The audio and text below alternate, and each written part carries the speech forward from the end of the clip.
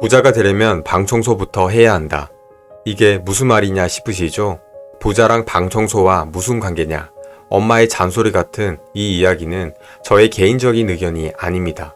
청소력의 저자 마쓰다 미쓰히로는 수십 년간 하우스 클리닝에 종사하면서 수천 건의 가정집을 방문하게 되는데요. 여기서 의미 있는 한 가지 사실을 발견하게 됩니다. 부자의 방은 대체로 깔끔하고 잘 정돈되어 있지만 가난한 사람의 방은 옷가지가 흩어져 있고 정리되지 않은 물건들이 쌓여 있다고 합니다. 이것은 비싸고 넓은 집에 살고 못 살고의 차이가 아니라 집이라는 공간에 대해 집주인이 어떻게 생각하고 어떻게 정리하느냐의 문제였습니다. 또 청소를 의뢰한 고객을 만나본 결과 방이 더러운 사람은 부정적이거나 불행한 느낌이 강하고 방이 깨끗한 사람은 긍정적이고 행복감이 강했습니다. 사무실의 경우도 마찬가지였습니다. 문서와 책, 사무용품, 집기류 등이 잘 정돈되어 있는 사무실은 실적이 향상되고 잘 나가는 기업인 경우가 많았다고 합니다. 그래서 마쓰다 미쓰히로는 성공한 사람이 되기 위해서는 청소와 정리정돈을 잘해야 된다고 말합니다. 그는 청소력이라는 단어를 만들었는데요. 청소력을 청소에 의해 극적으로 자신을 둘러싼 환경과 인생을 변화시키는 힘으로 정의합니다. 사실 마쓰다 미쓰히로가 이토록 청소를 중요하게 생각하는 이유가 있습니다. 그는 과거 사업 실패로 큰 빚을 지고 아내와 이혼하게 되는데요. 그 후 절망에 빠져 매일매일 무기력한 생활을 하게 됩니다. 어느 날 고등학교 동창이 자신의 집을 찾아와 엉망인 방을 보게 됩니다. 다음날 친구는 청소도구를 들고 마쓰다 미쓰히로의 집을 또 방문합니다. 친구 때문에 억지로 시작했던 방 청소를 마치고 난 마쓰다 미쓰히로는 깨끗해진 방을 보면서 마음의 변화가 일어나는 것을 느끼게 됩니다. 무기력하기만 했던 그는 무언가를 해냈다는 작은 성취감을 느끼게 된 것입니다. 그 작은 성공이 그에게 자신감과 용기를 주게 됩니다. 그동안 패배주의에 빠져 몸과 마음도 엉망진창이었던 마쓰다가 정말 변하기 시작합니다. 그리고 다시 일을 시작하게 됩니다. 새로 시작한 청소 사업은 번창하게 되고 좋은 여자를 만나 재혼도 하게 되는 등 연이어 행복한 일들이 일어나게 됩니다. 이처럼 마쓰다 미쓰히로는 몸소 청소력을 경험한 사람이었습니다. 이번에는 방 청소의 심리학적 의미에 대해 이야기해보려고 합니다. 성공과 방 청소의 상관관계를 심리학적으로 분석한 사람이 있습니다. 바로 토론토 대학교 심리학 교수 조던 피터슨입니다. 국내에는 그의 저서 질서 너머 12가지 인생의 법칙으로 사람들에게 많이 알려지기도 했습니다. 그가 한 가장 유명한 조언 중 하나는 바로 방을 청소하라 입니다. 피터슨은 방 청소를 개인의 내적 정리와 책임감의 표현으로 설명합니다. 청소는 물리적인 공간의 청소만을 의미하는 게 아니라는 것이죠. 방을 정리하고 청소하는 것은 외부적인 작업이지만 방을 정리하는 것은 내면에 있는 혼돈과 부정적인 요소들을 정리하고 조화롭게 만들기 위한 행위라고 말합니다. 평소에 방 청소를 하는 과정에서 마음이 정리되는 느낌을 받으신 적 있으시죠? 피터슨 교수는 방 청소의 4가지 의미에 대해 이야기합니다. 첫 번째는 책임감을 의미합니다. 방을 청소함으로써 자신의 삶에 대한 책임감이 생기게 됩니다. 그렇게 되면 자신의 문제를 해결하기 위해 외부 환경이나 다른 사람들을 탓하는 게 아니라 자신의 상황을 통제하기 위해 적극적으로 노력하게 됩니다.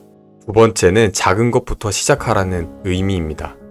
방 청소는 작지만 누구나 달성 가능한 목표로 성취감과 동기부여에 긍정적인 영향을 줄 수 있습니다. 작은 일부터 시작하면 추진력을 얻고 더 큰 도전에 대처할 수 있는 자신감을 얻을 수 있습니다. 세 번째는 의미를 찾는 것입니다. 방 청소는 삶의 의미와 목적을 찾는 데 도움이 되는 명상 활동이 될 수 있습니다. 현재 순간에 집중하며 자신을 둘러싼 주변 환경을 객관적으로 관찰할 수 있습니다.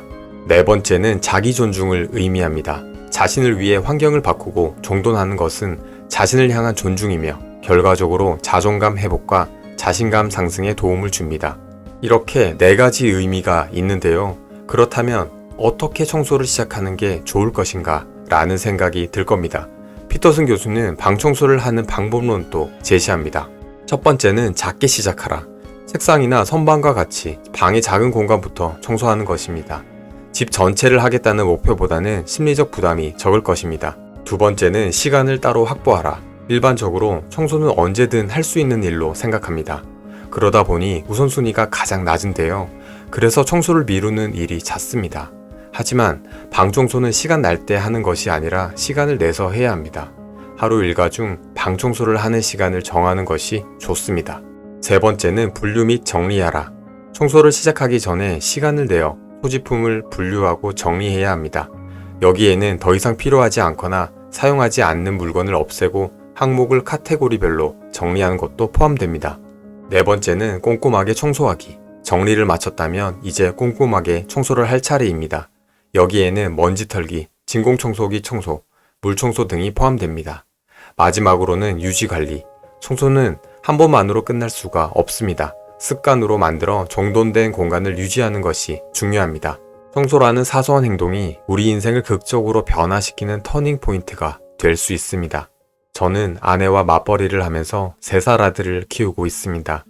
바쁜 회사 일과 육아로 집은 항상 엉망이었습니다. 10시쯤 아이를 재우고 아이 방에서 나오면 빨랫거리와 장난감 등으로 난장판이 된 거실을 마주하게 됩니다.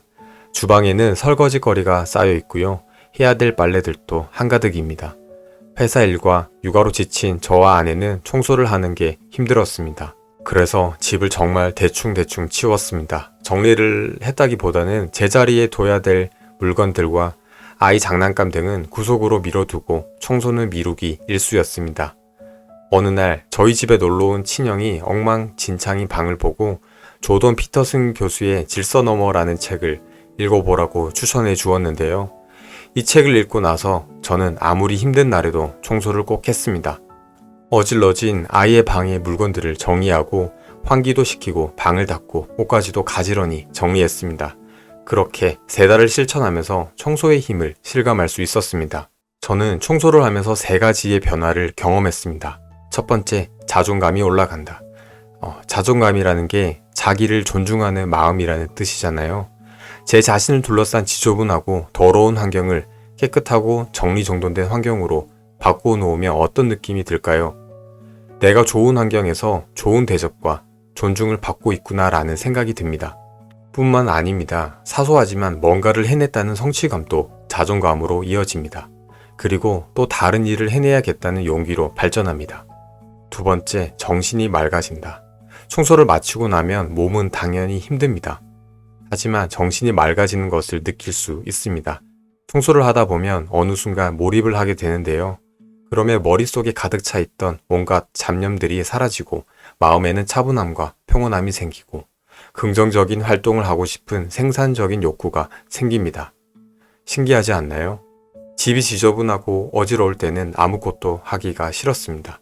지저분한 환경 속에서 생산적인 무언가를 하려고 하면 이런 걸 해봐야 상황이 달라지겠어?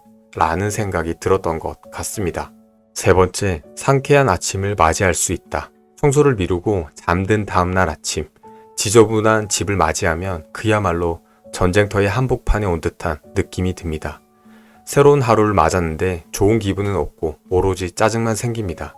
어제의 일이 오늘로 미뤄진 것을 보면 오늘 해야 될 일이 더 쌓여 있음을 알게 되어 하루의 시작이 무겁게 느껴집니다. 하지만 깨끗한 집을 보면 마음이 가벼워지고 좋은 에너지가 몸에 도는 것을 느낄 수 있습니다.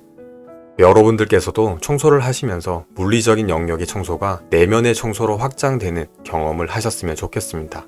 오늘부터 생활하고 있는 가까운 공간부터 깨끗하게 치워보는 건 어떨까요?